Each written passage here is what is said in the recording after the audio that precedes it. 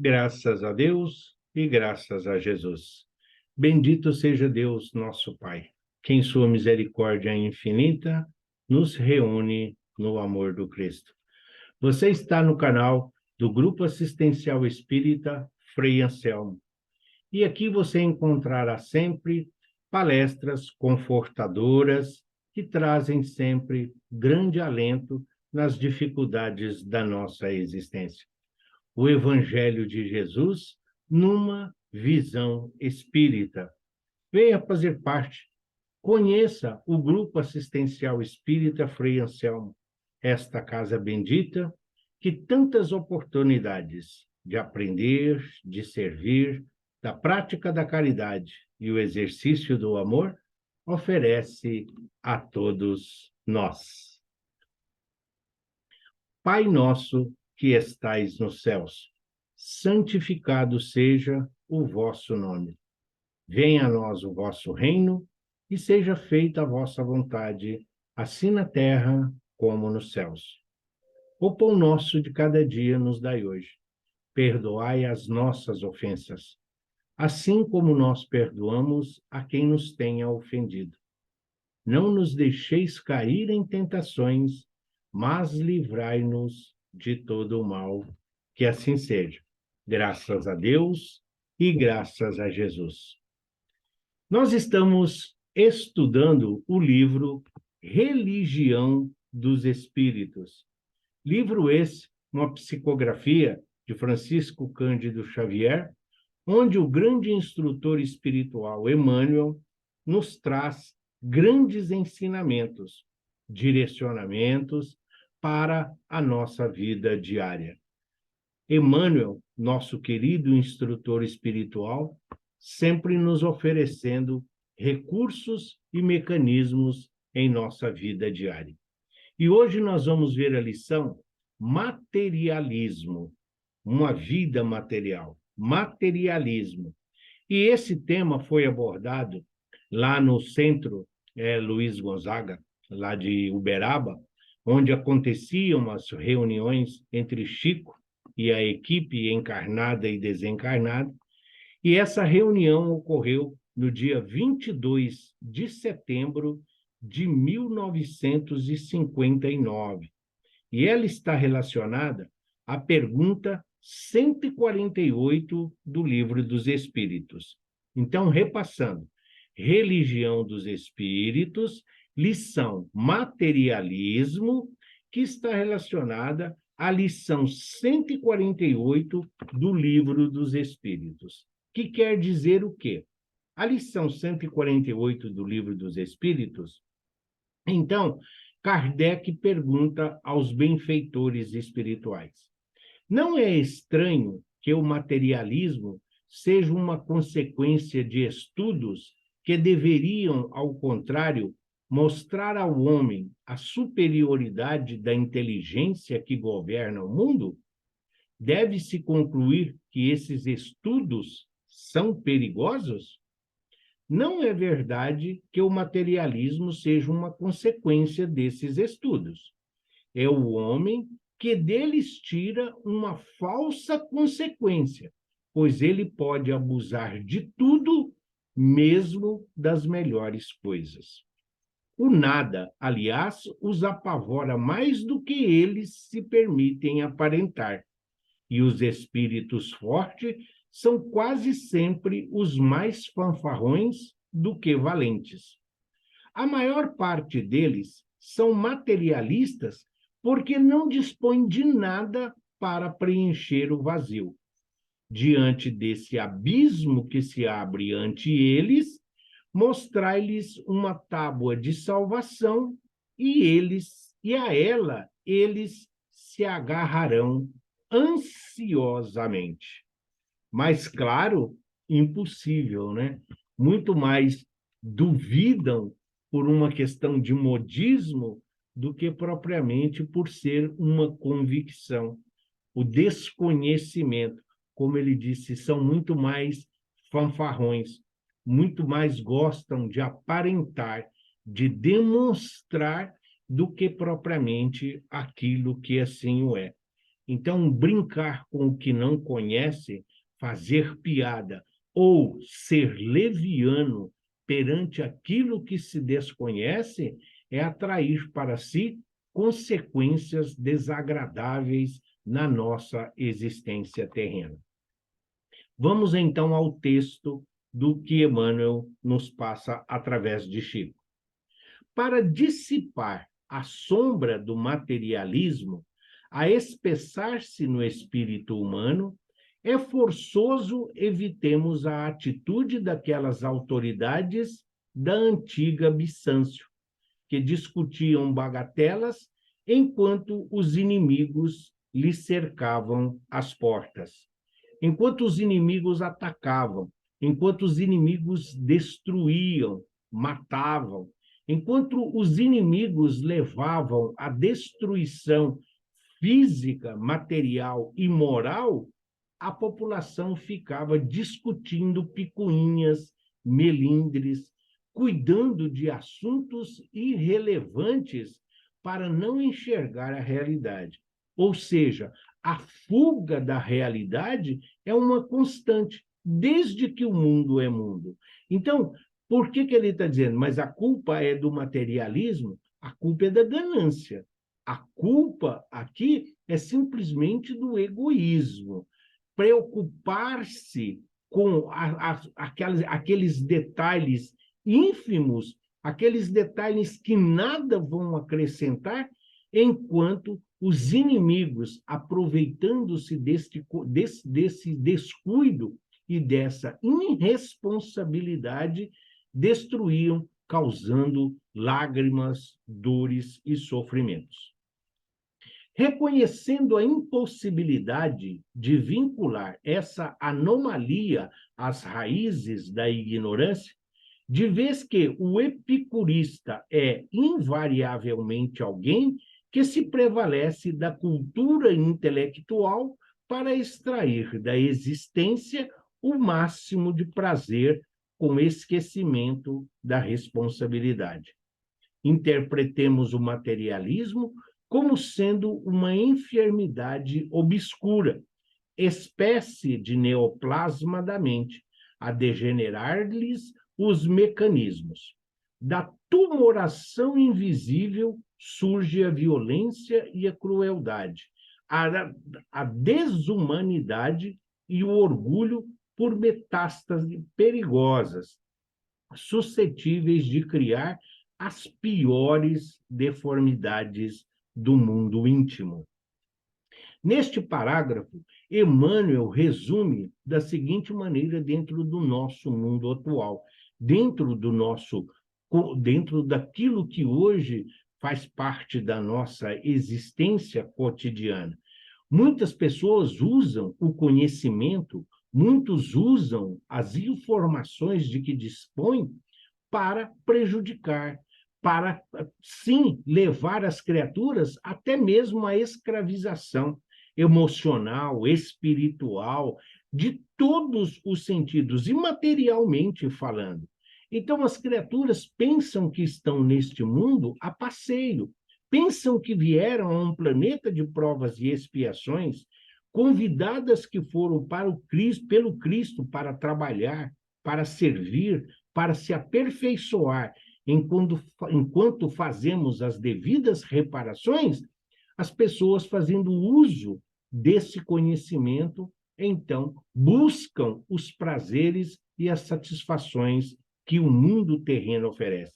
O mundo não, as más tendências e os espíritos encarnados que convergem para este mesmo tipo de situação. Aquele que desconhece, aquele que não conhece o Evangelho, aquele que não conhece os postulados da doutrina espírita, aqueles nossos irmãos e companheiros que ainda não têm um conhecimento do mundo espiritual, das leis que regem, que não conseguem compreender a extensão da lei de ação e reação ou de causa e efeito, sabemos que nós estamos aqui para que possamos cumprir fielmente os desígnios divinos da nossa existência. Fazer as devidas reparações e reconciliar-se com a lei divina que um dia fomos negligentes e imprudentes.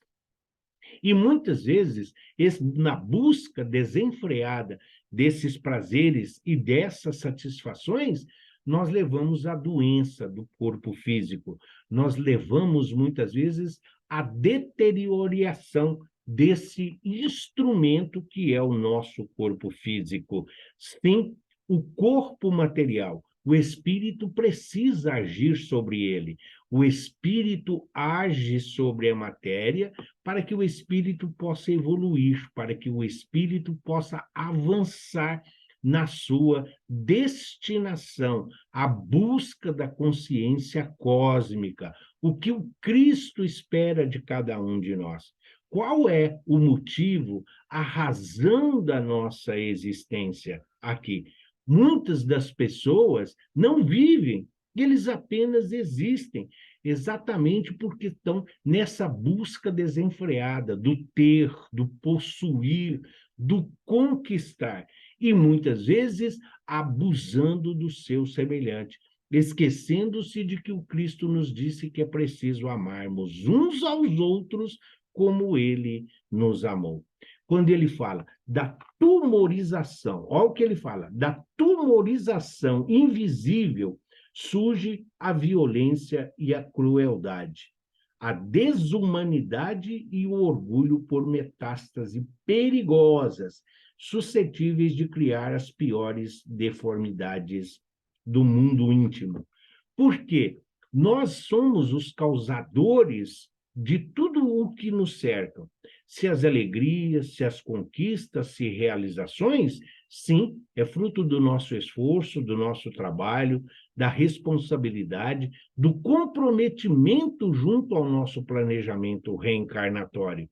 E agora, enquanto estamos aqui, muitas vezes nós nos esquecemos deste compromisso e acabamos levando conosco, arrastando conosco irmãos e companheiros a quem nós deveríamos ajudar, auxiliar, amparar, socorrer, instruir, para que todos possamos, como filhos de Deus, como ovelhas que seguem a orientação do pastor querido, buscar os elementos necessários para a fortificação do nosso espírito, porque é o espírito que sobrevive. O corpo físico vai ficar, o corpo físico vai perecer. Ele tem um prazo de validade, e essas doenças são frutos de abusos, são frutos de exageros e desequilíbrios da nossa existência terrena. Prossegue Emmanuel.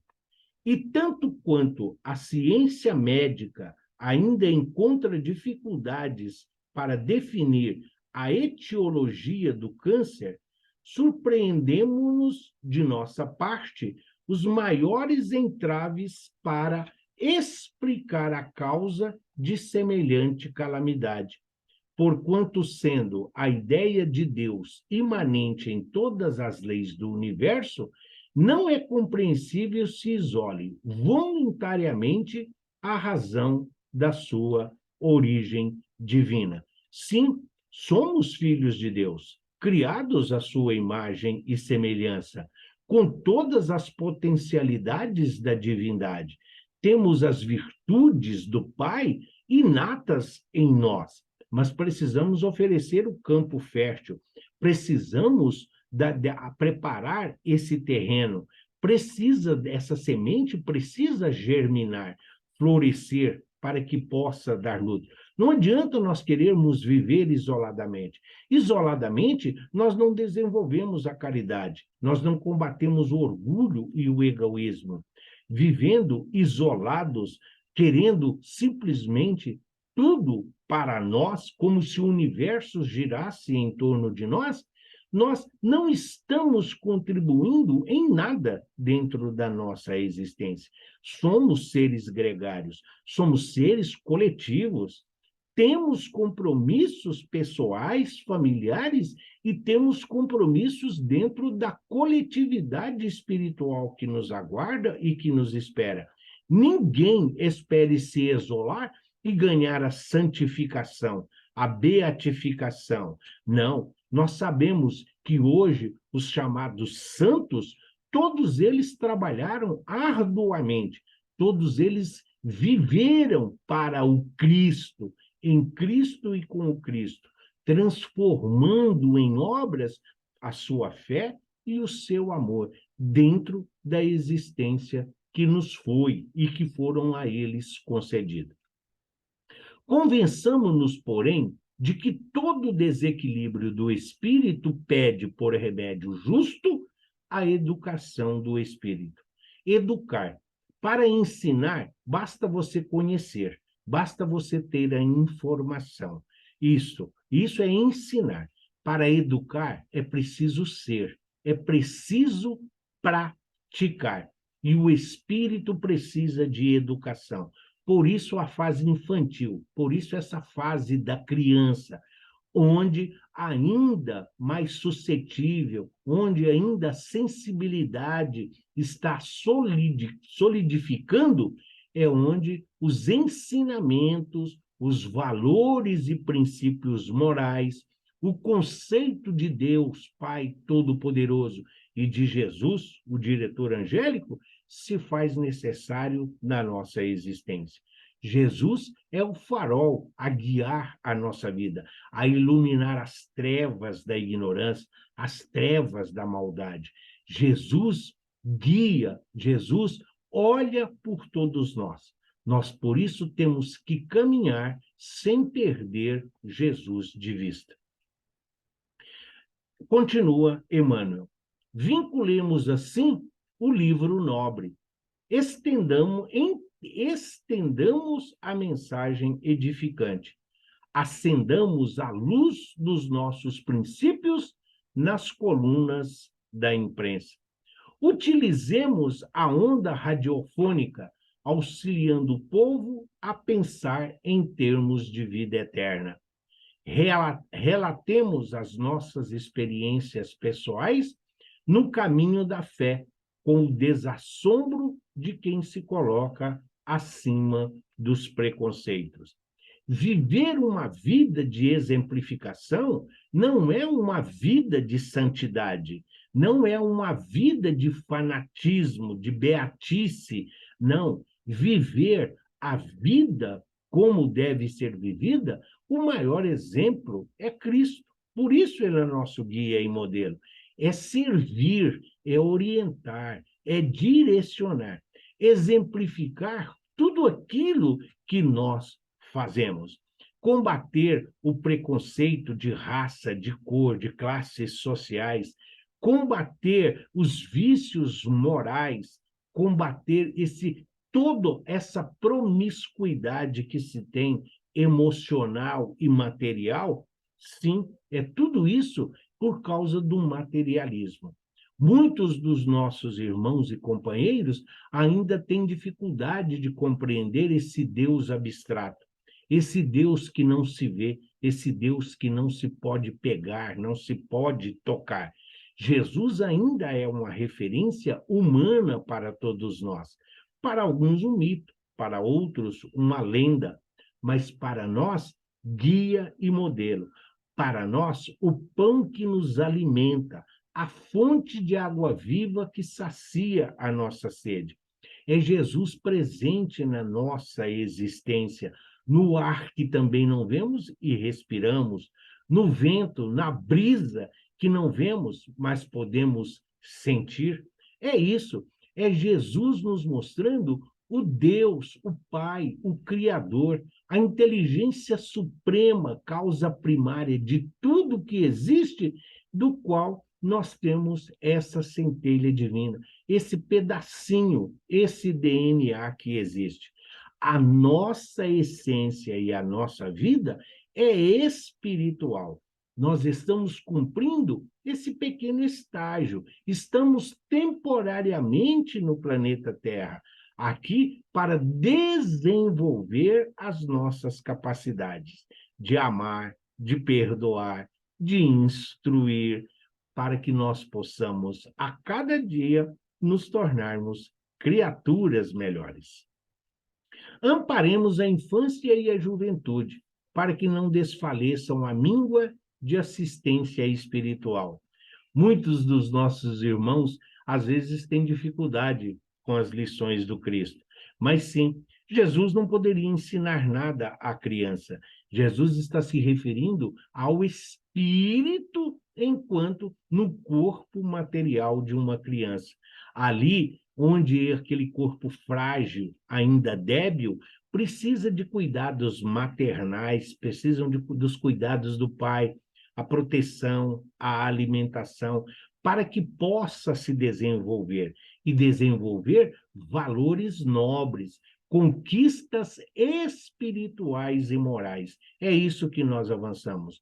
Uma criança que não tem referência de valores de Deus, uma criança que não tem valores das leis, mesmo que ordenações humanas e temporárias, terá ainda maiores dificuldades para compreender a lei maior, a lei divina, a lei imutável, a lei que o Cristo veio aqui dar prosseguimento, que Cristo veio nos ensinar através da interpretação simples. Crianças e os jovens são espíritos em aprendizados, adequando-se às reparações que se fazem necessárias para que possam ser também contribuintes, para que possam ser colaboradores, como todos nós aqui fomos chamados. O edifício da evolução espiritual, ele é construído dioturnamente, e cada um de nós é responsável por uma parcela, por uma parte nesse edifício tão importante que é este planeta bendito, e principalmente a nossa evolução espiritual. Ele fala assim: instruamos a mediunidade. Até pouco tempo atrás, dentro da doutrina espírita, era muito conhecido desenvolver a mediunidade. Mediunidade não se desenvolve. Mediunidade é instrumento, é ferramenta, é mecanismo que a misericórdia divina nos concede para que nós possamos aproveitar para trabalhar, servir, socorrer e amparar os nossos irmãos. Enquanto trabalhamos educando a nossa mediunidade para um melhor aproveitamento, nós estamos nos aproximando do Cristo e dos seus ensinamentos em termos práticos e diários, de oportunidades, através da responsabilidade e do comprometimento que é a nossa existência. Aperfeiçoemos nossos próprios conhecimentos através da leitura construtiva e meditada. Instituamos cursos de estudo do Evangelho de Jesus e da obra de Kardec em nossas organizações, preparando o futuro. Sim, desde que o mundo é mundo, pelas mãos augustas do Cristo, pois ele é o idealizador, é o co-criador deste planeta, Jesus veio dar continuidade àquilo que os seus antecessores, os seus enviados, os seus missionários nos trouxeram. Os enviados, os prepostos do Cristo, os profetas, sempre nos trouxeram a lei de amor, de perdão, a importância de Deus na nossa vida. E estudar o Evangelho de Jesus é iluminar a nossa existência e daqueles que caminham conosco. E a doutrina espírita, ela vem exatamente complementar. A doutrina espírita são novos recursos, são novos mecanismos, é uma interpretação lógica e racional. Saímos do maravilhoso, saímos do fantástico, saímos do paranormal, do fenomenal, para compreender que tudo é lei natural e que quanto mais o espírito evolui, quanto mais o espírito avança fazendo uso da inteligência e do raciocínio, nós vamos descortinando novas oportunidades, novos meios de se viver, aplicando diariamente o amor que existe, que é a nossa existência. Deus é amor, somos filhos do amor. Então, precisamos fazer jus a essa indicação e a essa referência.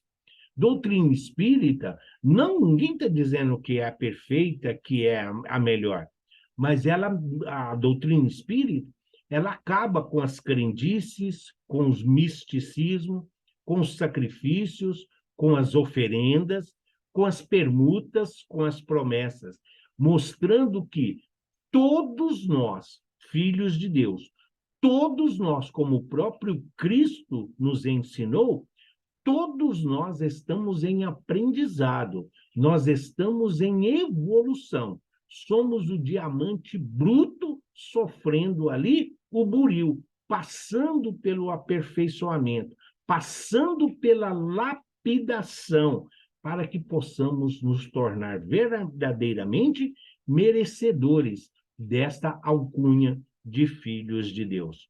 Quanto mais aprendemos, quanto mais estudamos, quanto mais colocamos em prática os ensinamentos de Jesus, melhor nós compreendemos a razão da nossa existência. Oferecemos pão ao estômago faminto e o alfabeto ao raciocínio embotado. Plantemos no culto da caridade o culto da escola.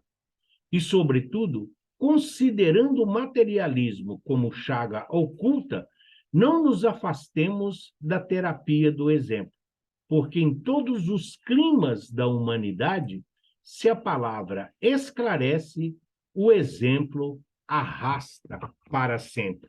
Não poderia ser melhor.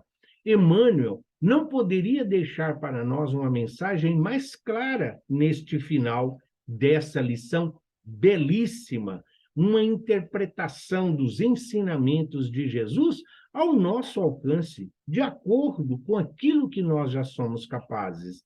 Sim, a escola, o mundo é a grande escola do espírito. E aqui temos instrutores, temos professores, aqui nós temos supervisores, aqui nós buscamos a disciplina, aprendemos a viver na coletividade, olhando e respeitando os nossos irmãos, com as suas ignorâncias, com as suas deficiências, mas compreendendo aqueles que já avançaram, aqueles que já absorveram com maior rapidez ainda os ensinamentos do Evangelho de Jesus. Nossa vida é esse constante evoluir e aprender. Só que precisamos ter em mente sempre de que todos nós, enquanto encarnados, nós aprendemos não é pelo falar, não é pela quantidade de letras, não é pelo texto, nós aprendemos é pelo exemplo. Francisco Cândido Xavier, Chico Xavier, é um exemplo para todos nós espíritas. Assim como Teresa d'Ávila, Madre Teresa de Calcutá e Irmã Dulce, é um exemplo dentro do catolicismo, são exemplos de abnegação, são espíritos abnegados, resignados, humildes, mas com tarefas elevadíssimas em prol da humanidade. Dentro da doutrina espírita, Anália Franco, próprio Bezerra de Menezes, Batuíra, são exemplos para nós de dignidade, de criaturas que sim procuraram a leitura, procuraram o estudo, a informação, mas jamais se afastaram do amor, jamais se afastaram da caridade, tendo sempre nas suas atitudes em mente aquilo que o Cristo nos ensinou, que é preciso amarmos uns aos outros como ele nos amou, e que é preciso fazer aos outros tudo aquilo que gostaríamos que fosse feito a nós. O materialismo é para a nossa necessidade, é para a nossa vivência, é para a nossa encarnação, mas não pode ter peso maior, não pode ter maior importância do que a busca dos valores morais, dos valores espirituais, pois estes são eternos. Como os eternos somos todos nós, espíritos criados à imagem e semelhança do Pai. Que assim seja, graças a Deus e graças a Jesus.